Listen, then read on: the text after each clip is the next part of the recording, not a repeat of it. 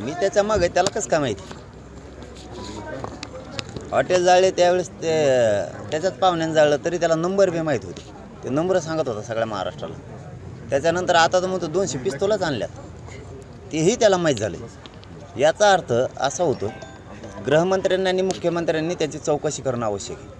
कारण तोच हे आता जे रिव्हॉल्वरची भाषा करायला लागला आहे, याचा अर्थ त्याच्याच लोकांकडे देऊन तो काहीतरी घडून आणणार आणि मराठ्यांचं नाव बदनाम करणार, आंदोलकांचं नाव बदनाम करणार, असं काहीतरी त्याचं दिसतं.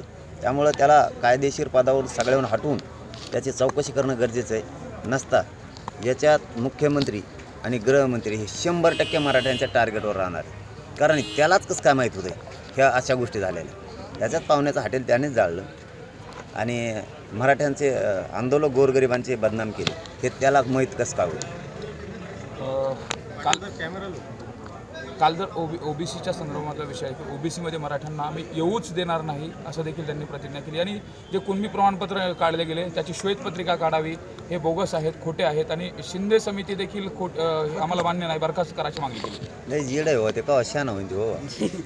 मराठी आरक्षणात गेले, ओबीसी आरक्षणात गेले, कुणबी प्रमाणपत्र मिळाले, कुणबी प्रमाणपत्र चॅलेंज होत नाहीत. एवढं तरी डोकं राहू दे तुला.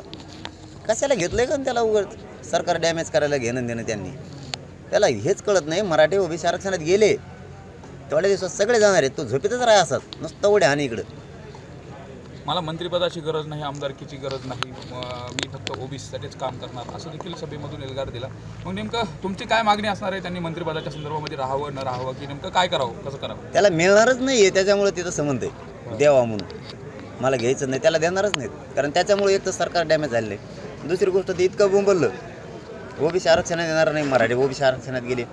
तिसरी गोष्ट सर्वसामान्य धनगर बांधवांना आणि मराठा वंजारी बांधवांना दुसरंच सांगितलं, ज्यांच्या आरक्षणात धक्का लागत नाही आमच्यामुळं त्यांना सांगितलं. त्यांनी ओळखले राजकारणी, सामान्य ओबीसी बांधवांनी लक्षात घेतले राजकारणी आपला फायदा घेतोय, आपला फायदा उचलून किंवा त्याचे केसेस मागं घ्यायला लागला आहे, काय गुन्हे मागं घ्यायला लागला आहे, हे त्यांच्याही लक्षात आलं.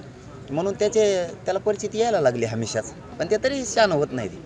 ते प्युअर बधीर झालेलं आहे. नसल्या बधिराच्या नादी नाही लागायचं, सर्वसामान्य ओबीसी बांधवांनी ठरवलं आहे. मात्र मंत्रिपदावरती असून अशा सभा घेतल्या जातात, पोलिसांचा धाक, काल नोटीस देखील पाठवल्या काही मराठा बांधवांना. मग नेमका सत्तेचा गैरवापर केला जातोय का आणि सत्तेवरती राहून अशा पद्धतीने हे सगळं केलं जातंय? पोलिसांचा खूप मोठा ताकझाक वगैरे असतो, कसं पाहता या? 100% तो गैरवापरच करायला लागला मंत्रिपदाचा. कायदाही पायदळी तो तोडवायला लागलाय. दंगली निर्माण होतील अशी भाषा वक्तव्य तेच करायला लागलाय. पण नोटीसी फिटिशीला जरा आम्ही घाबरलो. आम्ही कसले मराठी, आम्ही आमच्या लेकराच्या न्यायासाठी मुंबईकडे जाणार आहेत 20 तारखेला. जाताना संख्येने कमी असू, पण एकदा पुणे आम्हाला क्रॉस करून द्या. करोडोत जर अंतर नाही झालं तर नाव बदलून ठेव करोडोत. आम्ही का नेहमी कावच करणार आहे. नुसतं सुरुवातीला भली गर्दी, जवळ गेल्यावर अर्ध्यातून माघारी आले काही भोका लागल्या म्हणून. एकदा मराठ्याने मांड्या मुंबईत घातल्या आणि ते बी चित्र डोळ्यासमोर आणायला लागले जातात. सरकार बी हे मुंबईत आल्यावर मुंबई कशी दिसत, आम्ही तर सांगितले अशी दिसत, पण ते बी बघायला लागलेत नकाशे काढून. तोंड दिलं म्हणून काहीही बोलायचं का, अशी देखील टीका केली गेली. अजित पवार असतील, इतरांवरती देखील जी टीका केली जाते, इशारे दिले जातात, त्या अनुषंगाने त्यांनी तशा पद्धतीनं वक्तव्य केलं. तेच म्हणणं आहे आमचं सुद्धा.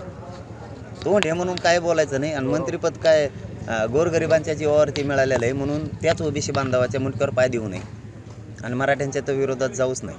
आणि अजितदादांचा विषय घेतला तर मी आधी बोललो नाही. 5 महिने त्यांचा आमचा काही संबंध नव्हता. आम्हाला वाटलं मराठ्याचे मागच आहेत काही गेली, पण ते बोलल्याच्या नंतरच बोललं. मग ते मराठ्याचं असू नये ते कोणाचं असू, मराठा आरक्षणाच्या विरोधात बोलला सोडीतच नाही मी, सोडणार बी नाही, पुढं बी नाही सोडणार. तुम्हाला कोणी बोलायला सांगितलं? कारवाई करणार म्हणजे ही वेळ आली मराठ्यांच्या लेकरात साथ देण्याची. तुम्ही त्या जातीत जाल मला कधी काळी तरी. एकदा त्या गोरगरीब मराठ्यांच्या पोराच्या पाठीवरून आरक्षण देऊन हात फिरवायची वेळ आली